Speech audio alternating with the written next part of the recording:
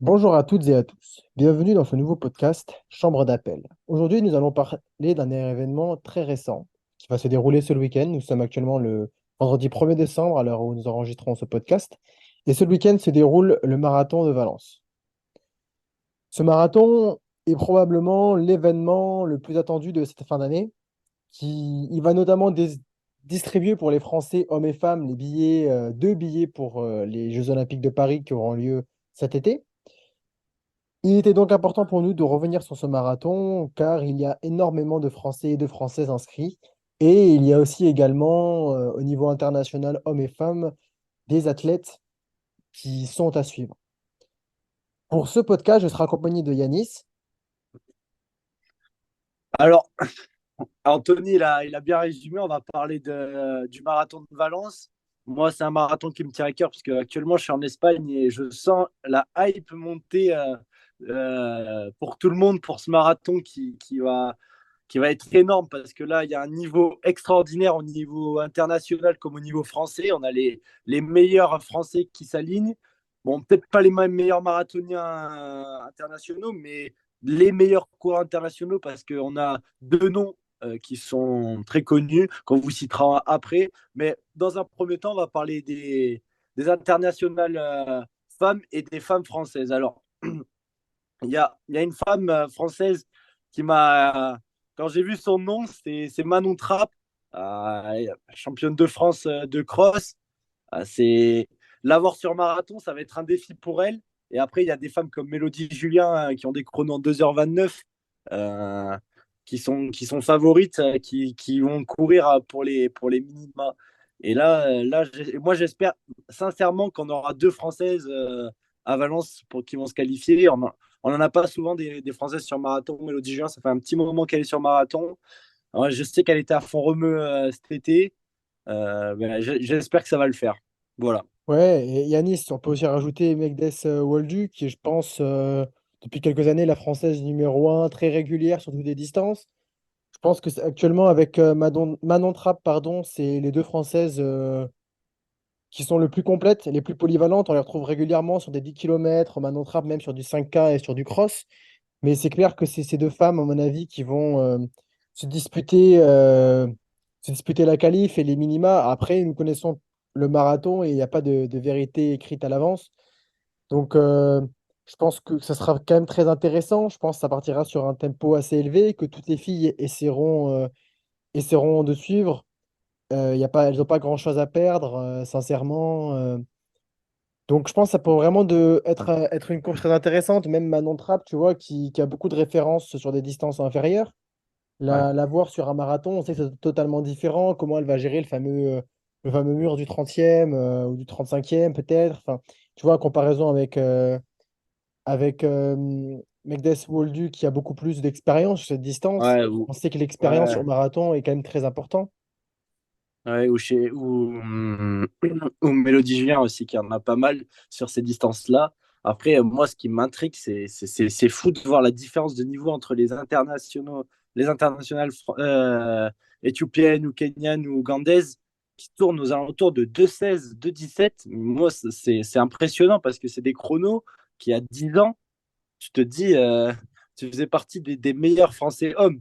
Et on avance énormément sur le marathon. Les chronos, ils sont en train de descendre. Et je pense pas qu'on aura un record du monde de marathon ce week-end. Mais je pense qu'on aura deux, trois femmes sous les moins de 2h17 ce week-end. Ouais, sûrement. Après, ça peut être aussi l'objectif d'un autre podcast de parler de ça. Mais bon, aujourd'hui, on est vraiment là pour parler du marathon de Valence. Mais en France, notamment chez les femmes, il y a quand même beaucoup de retard, je pense, au niveau de la professionnalisation. Et Ouais. là où chez les hommes, il y a une homogénéité énorme, tu vois, où sur chaque discipline, ils se tirent vraiment tous la bourre. C'est vrai que chez les femmes, actuellement, sur la génération actuelle, peut-être que ça va changer. Je pense que ça changera dans 5 10 ans. Il y a des nouvelles générations qui vont monter. Mais c'est vrai qu'on est encore, il me faut encore un peu plus de temps, je pense, aux femmes, tu vois. Ouais, ouais, c'est vrai. Après, moi, j'espère que ça va se professionnaliser rapidement parce que Bon, après, quand même, ça commence vraiment à se professionnaliser dans le monde de l'athlé. Chez les femmes actuellement, il y a quand même une professionnalisation qui s'améliore et ça va dans le bon sens et ça, c'est cool. Ouais, Bon, c'est clair, maintenant, c'est indéniable. maintenant là, moi, je suis impatient de parler aussi de nos Français parce que là, on va avoir un combat extraordinaire, je pense. Ça fait un moment qu'on attend un tel niveau sur marathon, voir Navarro, Mehdi Frère, Morad, même Durand, Choquer, Michael Gras et même Félix Bourse a monté sur le marathon. Enfin, ça va être fou. Je sais pas ce que tu en penses toi, mais moi, je suis vraiment hyper hype par le plateau français qui nous est donné ce week-end. Mais franchement, ce qui est bien dans ce plateau, c'est qu'il y a de tout. Bon, on peut regretter l'absence d'Hassan Chadi quand même. Je pense que c'est dommage. Bah, 2h08, Après, ce qu'il a ouais, fait au après, monde. il a quand même bien chargé cette année entre Boston et les mondes. Je pense Et les qu'il a besoin de mondes. souffler et se préparer. Mais c'est clair que c'est un marathon chez les Français assez excitant, hein, avec Valentin Gondouin qui va faire ses grands débuts sur marathon. On ne sait absolument pas ce qu'il vaut. Morad Abdouni qui a quand même un record de 2h05 22, recordman de France, réalisé il y a À quasiment Paris. 2 ans à Paris. Ouais, à Paris en plus. Donc, Dans c'est des quand même vachement conditions, perfectible. on Ouais, s'en souvient. exactement. On s'en souvient exactement. Et donc, mais bon, ça fait 1 an et demi qu'il n'a pas couru à son niveau, quoi. Donc, on ne sait pas exactement où il en est. Un Nicolas Navarro qui fait quand même pour moi figure de favori parce qu'il dégage une sérénité, une régularité sur tous ses marathons. Et derrière, on a Ouais, plein de mecs oui. comme Mehdi Frère qui, on ne sait pas trop où il peut s'arrêter. Il a un potentiel complètement fou. On a la vieille garde avec Yodu qui a plein de blessures, qui a quand même galéré. Donc, on ne sait pas Ouais. exactement, un petit peu comme Abdouni, c'est des mecs, on ne sait pas trop où ils en sont. Un Félix Bourg, qui a aussi un potentiel complètement dingue. Un Michael Grac qui s'est entraîné bien comme il faut cette année, qui redescend, qui était en stage au Kenya. Enfin, il y a vraiment Mm. du monde au balcon, comme on dit. Et enfin, ça va vraiment être vraiment une belle, belle course, quoi. Ouais, c'est clair. Après, tu vois, moi, je sais que Durand, il était à fond remue pendant je ne sais combien de temps, depuis avril, je crois, il avait dit.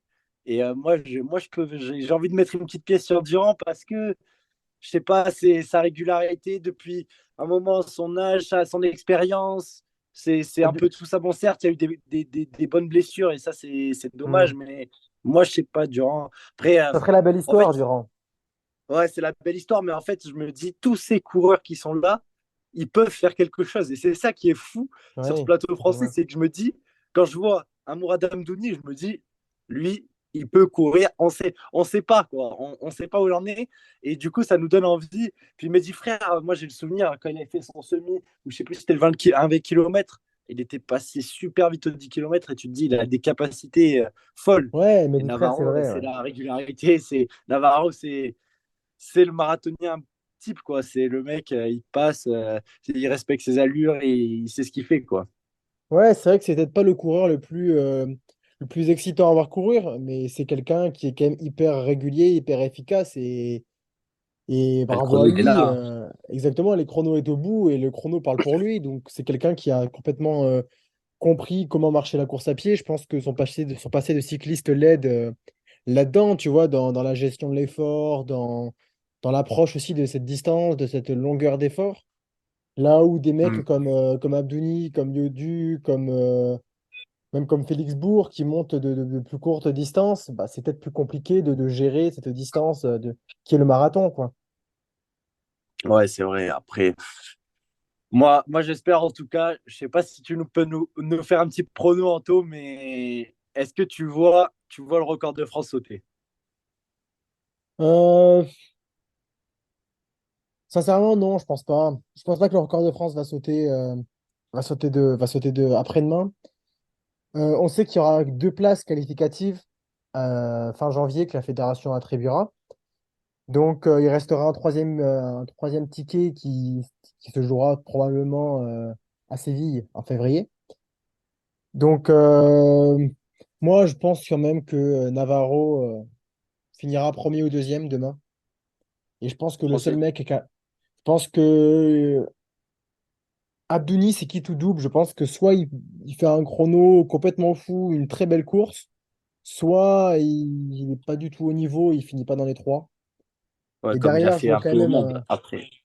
Ouais, je vois bien Mehdi Frère battre son record, courir en moins de 2h08, Un tu vois. bon petit 2h07. Ouais, ouais, moi aussi, j'y crois, hein, parce que vu les séances qui 2h07, un petit s'envoient, 2h07, je sais pas, mais ouais, en moins de 2h08, je le vois bien. Parce que quand même, après, la barre est grande, hein, de passer les Navarro et même Navarro, tu vois, il a annoncé vouloir partir sur les bases du record de France, c'est quand même quelque chose de beau, mais il y a quand même une minute 20 à boucher. Alors bon, oui, c'est pas beaucoup. On peut se dire que c'est pas beaucoup sur un marathon, mais il faut quand même y aller. La minute 20. ouais, Donc, ouais, c'est vrai. moi, je vois une course très rapide. Je vois un départ rapide de au moins Abdouni, Navarro et frères, qui vont tous partir vite. Avec Félix Bourg, je vois bien coller, prendre des risques. Tu vois, même des mecs comme Michael Ra, comme Yodu, je pense pas, Ouais, mais il y en a qui ont intérêt à prendre des risques, tu vois. ouais, ouais, mais clairement, c'est sûr, il y en a, ils n'ont pas le choix, hein. Il y en a, ils jouent sur un malentendu et ça peut passer, hein. Moi, je sais que là, allez, les cinq premiers Français, on a un niveau que tous, pour moi, valent 2h08, quoi. Et là, on va voir s'il y en a qui valent moins. Il y en a, comme mes 10 frères, on attend depuis un petit moment. Moi, je sais que j'ai envie qu'ils passent cette barre des, des 2h08. Et après, Mourad, bon, Mourad c'est un peu l'homme où on ne sait pas trop et on sait que ça peut descendre vraiment, vraiment fort. Comme à Paris, tout le monde était surpris et c'est ça qui est beau. Après, il y a un plateau international aussi, il faut le dire, hein, Ouais, le énorme. plateau international est quand même excitant avec le grand retour de Bekele. Ben, Bekele. Après, je ne sais pas ce que ça va donner Bekele parce que il est chez une Non, nouvelle marque. Je crois que c'est Anta, c'est ça, si je ne me trompe ouais, pas. c'est une marque chinoise. Bien sûr, on sait pas trop ce que ça va donner, mais Bekele, Mais quoi, bon, le plus c'est grand coureur ouais, c'est de tous les troisième temps, revient performeur sur marathon. troisième performeur mondial de l'histoire sur marathon, hein. On a Kiptoun, on a Eliud et Bekele, quoi. Donc, Et Bekele, Bekele, c'est deux. Pour ceux qui ont oublié, c'est 2h01, si je ne me trompe pas, 2h01, 37 ou 32, je ne sais plus. je sais plus, je 2h01, sais il 41, avait échoué 2h01, à, ouais, 41. à 2h01, 41, c'est ça. 2h41, ouais. Il avait échoué à une seconde du record du monde de Kipchoge, donc Ouais. Ouais. une seconde sur Après, il a enchaîné les marathon, blessures. ouais. Donc Après, déjà, je suis heureux de le revoir courir. Après, je sais pas ce que tu en penses toi, mais je le trouve un peu, je le trouve pas très affûté. J'ai vu les photos qui sont sorties, alors peut-être que les photos datent un petit peu. Alors, Bekele elle n'a jamais été un coureur hyper sec, hyper c'est affûté, sûr. mais je trouve pas Après, affûté, tu vois, pour un marathon. Après, c'est sûr, quand on voit par rapport à des Eliud, des Kiptoum, des Cheptegei, quand je vois les photos de Cheptegei qui fait sa première ce week-end, il faut le rappeler, à Valence. Ben, Cheptegei, pour ceux qui ne savent pas, c'est champion du monde, champion olympique depuis à Tokyo l'année dernière, cette année. Enfin, c'est quelqu'un, et là, il fait ses débuts sur marathon. Donc, moi, j'attends de voir. Je pense que ça va être quelque chose quand même, hein. Franchement, Cheptegei, ces personnes-là, quand ils montent, on sait que Bekele, c'est la première quand il est monté, il a réussi. Eliud, pareil. C'est des mecs qui se connaissent, ils savent s'entraîner. C'est fou, hein. Moi, Ouais, là, mais le plateau, tu ça vois, va courir en. je vais me faire l'avocat du diable, Yanis, mais il y a aussi eu des contre-exemples, notamment avec Mo Farah, tu vois, qui avait des Oui, résultats c'est vrai. énormes sur piste et sur semi, mais dès qu'il passait la barrière du marathon, il n'y arrivait pas. Donc, je pense que ça va pas forcément de pair, des fois, de courir vite sur semi et de courir vite sur marathon. Alors, je pense que Cheptegei n'aura pas les problèmes qu'a rencontré Mo Farah, du moins, je ne le vois pas avoir ces problèmes-là. Mais on J'espère. sait il a annoncé avoir eu une prépa avec un volume kilométrique assez faible, hein. 130, ouais, il avait dit, ouais. Je l'avais vu passer l'article. Ouais, Ce qui est assez faible. après, Ce qui est assez faible pour une oui, prépa marathon. c'est assez faible, mais là, on parle d'un mec, je crois que, si je me trompe pas, il fait 59-21 sur semi. Il n'a pas fait beaucoup de semi. C'est un mec qui s'entraîne avec des personnes très, très, très, très fortes en Ouganda. Moi, je le vois pas flop, comme on dit, je le vois pas faire une contre-performance. Moi non plus. C'est Moi non après, plus, je le vois pas, je le vois être sous les 2h05. Tu sais que moi, je le vois, tu vas dire que je suis un peu, mais c'est Valence, c'est rapide, je le vois en 2h03, moi. Je... Après, Ah, tu vas me dire que c'est le 2h03. premier, mais Premier, hein, moi, comment il va partir? Est-ce qu'il va vouloir partir prudemment ou pas? Tu sais, c'est compliqué. Puis, je pense que dans son esprit, lui, il veut faire les mini-matos pour se donner une chance de courir potentiellement le le marathon. 10 000, peut-être le 10 000 au jeu. Ce qu'avait fait Abdouni à Tokyo d'ailleurs. Il avait doublé Ah oui, 10 000 doublé. et JO. Et Ça, c'est c'est fou. peut-être là d'où vient la réponse de son faible volume kilométrique aussi. C'est pas faux. C'est pas faux. Après, il fait quand même. Qui Là, peut être. sur ses records, il fait 26-11 sur 10 000. Bah, Quand on t'imagines, voit c'est des. énorme. C'est énorme. C'est le record du monde, quoi. Donc, après, c'est fou. Moi, des mecs comme ça qui courent sur des chronos comme ça, je les vois pas. C'est que moi, il y a un mec que j'adorerais. Bon, ça n'a rien à voir avec Valence, mais je m'écarte un peu. Mais c'est Kiploumo. Moi, je l'ai vu courir au cross, un cross à Atapuerca, là en Espagne, c'est cross international d'Atapuerca. Il est extrêmement fort. Il est extrêmement rapide. Et je le vois, moi, je le vois. Il a le record du monde sur 15. Je le vois faire quelque chose sur le marathon. Après, il est un peu jeune. Mais moi, Ouais, ce mec-là, laisse-lui le temps. Kiploumo, il a quel âge? Il doit avoir 22, mais 23 ans. Je sais pas, mais Kiploumo, je sais juste que là, ça va être ses troisième JO. Il a fait ses premiers JO à 15 ans en 2016. C'est quand même Ouais, c'est extraordinaire. fou. C'est fou. Mais après, oui, il faut lui laisser le temps pour. Ouais, voilà, c'est un 2000, t'imagines. Ouais, il a euh, 24 ans, même pas 23 ans. Donc, ouais. Bah, après, lui, là, on s'écarte un peu du sujet, mais en tout cas, ce qu'on veut dire, c'est qu'il y a un gros plateau, donc essayez d'aller le voir. Et si vous l'avez pas vu, de voir les résultats en tout cas, parce que c'est quelque chose de fou ce qui va se passer ce week-end, moi je pense, parce que ça fait à Valence, il y a toujours eu des chronos, toi, et tu le sais.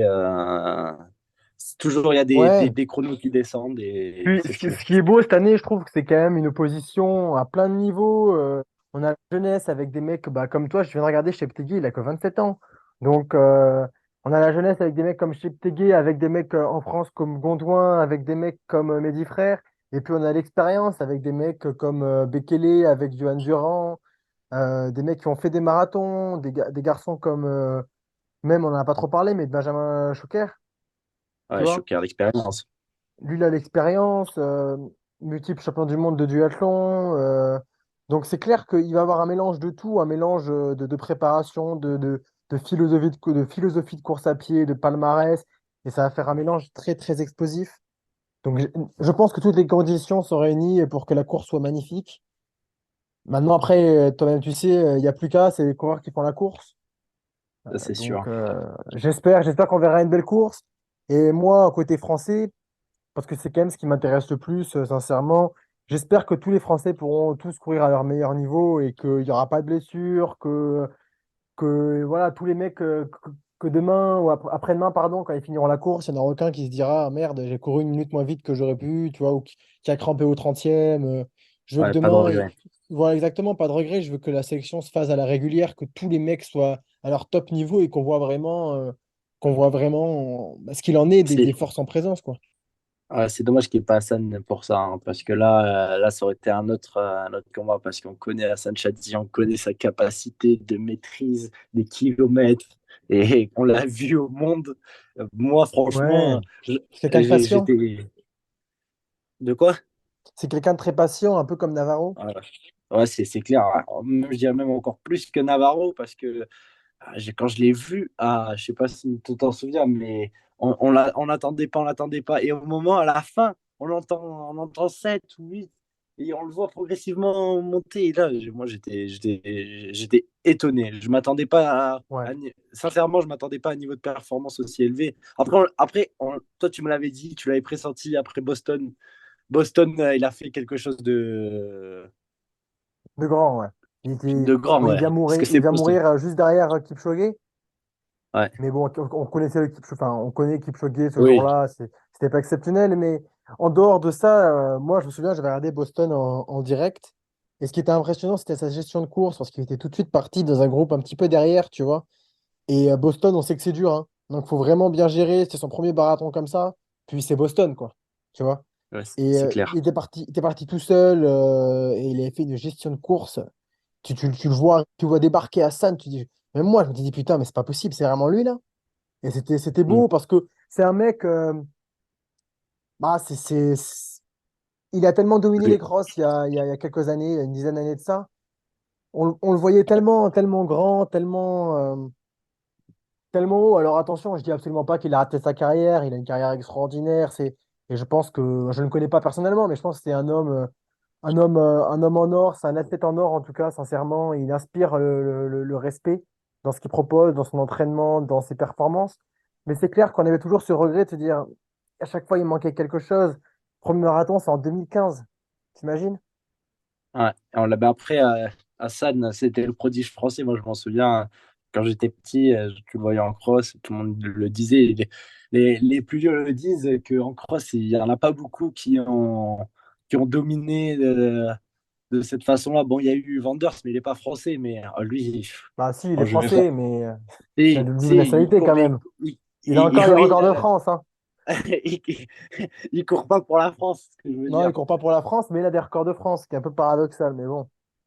Ouais, après, lui, c'est mon intrigue aussi, parce que j'aurais bien aimé voir ce qu'il vaut réellement, parce qu'il avait des capacités. Bah, tu vois, Enfin, typiquement, Vander, c'est le mec qui a jamais réussi à faire le passage sur long, hein. Sur très long. ouais, c'est vrai. C'est vrai. Pourtant, il est allé à l'endroit le plus propice pour passer sur le long, long, long, hein. Ouais, c'est vrai, c'est vrai. Mais comme quoi, tu sais, des fois, t'as beau être bon sur 10 sur semi, quand il faut passer la deuxième heure, Ouais, c'est sûr. Après, je le connais pas personnellement, je connais pas comment il s'entraîne, mais à je mon pense avis, qu'il s'entraîne il doit bien quand même. s'entraîner ouais, comme un dégénéré. De toute façon, à mon avis, au Kenya, enfin, quand je vois, quand j'ai vu, après le record du monde, quand j'ai vu combien il s'enfilait de kilomètres, sincèrement, j'ai dit, je vois pas comment le corps humain il peut encaisser, mais bon, après, c'est un Et autre débat. quand tu vois que Kiptoun, il court 300 bornes semaine, c'est clair que bon. Je te dis, c'est pas du tout la même méthode, hein, chez Plégué, qui court ce week-end, c'est 130, hein, donc Ouais, c'est ça qui va être intéressant sur ce marathon. on va Puis voir, hein. c'est le dernier grand événement au niveau athlétisme oh, quoi qu'il y aura les Europes de cross quand même derrière. Mais c'est un des gros derniers événements de l'année, quoi, au niveau de l'athlé. Ouais. Après, C'est toujours intéressant. aux Europes de cross, il manque quand même le meilleur français sur cross. Donc Ouais, il manque après, Jacob aussi. ouais, il manque Jacob aussi, mais bon, je parlais pour les Français pour voir ce que ça allait donner. Moi, Ouais, mais je sais pas on si, refera un podcast pour les Europes de cross. Je pense que ça pourrait être ouais, intéressant, tu sais, ouais, de je pense que reparler ça un peut être peu des Europes de clairement cross. intéressant. C'est le 10 je crois, si je me trompe pas. Je Ouais, dans sais deux que semaines, il me semble. ouais, les sélections, ils se sont fait il y a pas longtemps. Je crois que c'était à Carré et il y avait les sélections juniors et qui étaient, Ouais, c'était la semaine dernière. C'était la semaine dernière, ouais. ouais, c'est ça. Bon, voilà. Donc on en parlera plus tard, mais c'est clair que c'est un des derniers gros événements de l'année, donc c'est pour ça que ça nous semblait important aujourd'hui de revenir dessus. C'est le Ouais, marathon, en plus, c'est aussi la vitrine de l'athlétisme actuellement, hein. Le marathon, c'est peut-être la discipline qui fait plus le pont entre l'athlétisme et la course à pied, entre l'aspect vraiment performance et l'aspect grand public, je pense, tu vois. C'est vraiment la discipline qui parle à tout le monde, que ce soit ceux qui font de l'athlé ou ceux qui font juste du grand public, même des marathoniens sont venus se tester sur du marathon.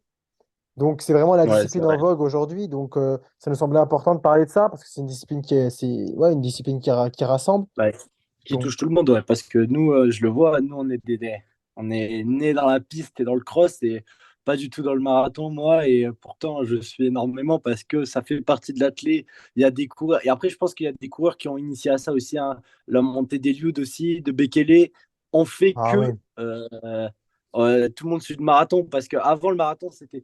Enfin, moi, je sais que Bekele et Eliud, c'est des coureurs que j'apprécie énormément. De les voir monter sur marathon, bah, du coup, tu as envie de savoir ce qu'ils vont faire. Et là, Cheptegei, l'exemple encore, qui monte sur marathon, on a envie de suivre. Il y a eu Mofara, il y en a plein. Ouais, Et et ça Mofara, permet c'est de. vrai, c'est vrai. C'est vrai. Après, Mofara, ça a été. Mofara, c'est plus ma génération, celui que j'ai le plus vu et qui m'a le plus impressionné. Mais c'est vrai que je suis un peu déçu sur sa marathon, mais bon, c'est un autre sujet. Ouais, après, bon, Voilà. Mofara. c'est pas le sujet de la vidéo aujourd'hui, mais c'est clair que Mo Farah, il avait tellement donné sur piste que peut-être que si mentalement, il était un peu en fin de Un cycle, peu épuisé. Bon, je après, pense. je sais pas, ouais, quand je vois des Bekele, je vois des Liud, je pense qu'ils étaient épuisés aussi, hein. Ils ont réussi à faire leur montée. Après, c'est de la façon dont tu le fais aussi. À l'époque, je m'en souviens que Moufara, quand on regardait ses reportages, ça partait au Kenya toutes les semaines, ça partait en Ouganda toutes les semaines. Tout le temps, il partait faire des gros stages, des gros stages, des gros stages. Et moi, je l'ai moins ressenti sur sa montée en marathon. Bon, après, normal, il est les pères de famille, c'est pas facile quand tu as des enfants, d'avoir le même rythme et la même intensité d'entraînement, je pense. Moi, j'en sais rien parce que je ne suis pas père, Ouais, non, c'est mais, sûr. je pense Tu qu'il y perds a la beaucoup d'athlètes motivation, qui peuvent le dire. ouais, partir en stage devient plus dur, etc. Donc, c'est aussi d'ailleurs en ce sens que j'attends Navarro, moi. On sait qu'il est devenu père Navarro, ouais. il y a 6 mois à peine, il me semble. Donc, Ouais, cette année, ouais. il a été blessé Mm. aussi cet été, un petit problème au talon d'Achille au début de la préparation, à la fin de l'été, il me semble. Donc, ouais, on a hâte de voir où est-ce qu'il en est, tout simplement. On sait qu'il reste sur des grosses sorties. Je suis pas inquiet pour son niveau, hein. On l'a vu faire les 20 km de Non, Paris, on l'a vu faire Marseille-Cassis, il me semble aussi. ouais, Donc, non, je suis pas du tout inquiet sur son niveau de performance. Simplement, c'est vrai que être père, c'est vrai que ça change. Donc, ouais. puis, il me semble qu'il n'est pas parti en stage hein, sur cette préparation. Ils sont pas nombreux à Ça, être partis en stage d'ailleurs hein, sur cette j'en préparation. ai- je sais pas, je sais que Durand il y était. Mourad, je sais qu'il est parti à Font-Romeu aussi. Je sais pas d'autres qui c'est qui est parti à Font-Romeu après. Je sais que les frères Gras étaient au Kenya il y a un gros mois maintenant, mais Après, j'ai l'impression ouais. que maintenant, partir à Font-Romeu, c'est même plus devenir un stage. Tout le monde part à Font-Romeu tout le temps. Ça a plus cet aspect comme quand il y a des gros stages au Kenya où ils partent 2, 3 mois. Après, sincèrement, je pense que Mourad, je sais qu'il était à Font-Romeu il n'y a pas longtemps. Donc, je pense il doit être en forme quand même. Durant, ça fait un moment qu'il est à Font-Romeu. Je pense qu'à ce niveau-là, Ouais, mais ils sont je surtout pense redescendus il y a longtemps, tu vois. Par exemple, on sait que Shadi, avant les mondes, était resté à Font-Romeu jusqu'à quasiment 2, 3 jours avant sa course, quoi. Il était vraiment descendu au dernier moment. Là, t'as aucun mec qui descend de sa montagne aujourd'hui, quoi. ah, c'est sûr. Mais Mourad, je sais qu'il n'y a pas longtemps, il était à Font-Romeu. Le mois dernier, il était à Font-Romeu. Ouais, mais comme Mehdi Frère, comme Félix Bourg, comme Durand, tu vois. Ouais. Après, ils sont sur tous le même pied. Après, on va voir, hein. Oui, non, Maintenant, c'est clair, mais d'habitude, tu sais, on a l'habitude d'avoir beaucoup de préparation, de beaucoup d'athlètes qui partent en stage, etc. Peut-être que la période n'aide pas, je sais pas. ouais. Bon, en tout cas, moi, je pense que ce marathon, ça va être quelque chose. Et moi, je vous invite encore, je me répète, mais à suivre ce qui se passe, à vous intéresser un peu plus à l'athlète, au marathon. Nous, on fait aussi ce podcast-là pour vous donner envie d'aller suivre un peu les athlètes français, même internationaux, mais plus français quand même, pour aller donner de la force aux athlètes et voir ce que ça donne et suivre un peu le circuit de cross, Ouais. de marathon, de piste, parce que là, il y a Puis, les JO qui vont arriver cet été et ça va être fou. surtout, c'est retransmis en direct Ouais. Bah sur la chaîne L'équipe, gratuitement. après C'est c'est- c'est- c'est- c'est quand même beau d'avoir de la course à pied gratuite, ouais. tu vois? Sur la C'est pas télé, quelque ouais, chose. parce qu'après, c'est retransmis en direct. Après, ça pourrait être un autre sujet intéressant parce que moi, je l'ai ressenti ici en Espagne. Tous les crosses sont retransmis en direct, un truc que j'ai jamais vu en France. J'ai beau Ouais, faire un bah, petit cross à côté, c'est transféré en direct et tout le monde après, il y a une culture du cross ici ouais, qui m'impressionne. ce sera un podcast Ouais, bon. prochainement, mais donc par rapport à Valence, je sais pas si tu as des trucs à rajouter, des trucs à dire qu'on Non, n'a pas dit. moi, je pense on a fait le tour de tous les athlètes. Peut-être on en a oublié, c'est ce qui est fortement possible, mais ce qui est fort possible. Mais bon, je pense qu'on a quand même fait un bon tour des athlètes, des favoris. On a un peu donné notre prédiction, donc on va voir, on va voir. Ouais, bah écoute, je pense aussi qu'on a fait le tour. En tout cas, nous souhaitons bonne chance à tous les athlètes français, Bonne chance à tous les françaises, athlètes. internationaux, voilà, comme on l'a dit Et avant, que le meilleur gagne. Et on souhaite aussi Et bonne même chance à tous les amateur. amateurs, exactement, à tous les amateurs qui allont faire la course, qui, Parce qu'il y qui en a vont faire la beaucoup des course, Français pardon, qui ouais. vont à Valence, hein. Il y en a Il y en a beaucoup, beaucoup, beaucoup, beaucoup. c'est vrai, ouais, c'est vrai, c'est toujours un marathon où il y a énormément de Français. Donc nous souhaitons bonne chance à tout le monde et j'espère que les Ben conditions voilà. seront optimales pour eux. Ben, bonne chance. Merci à tous de nous avoir écoutés et nous nous retrouverons très bientôt pour un nouveau podcast. Au revoir. Au revoir.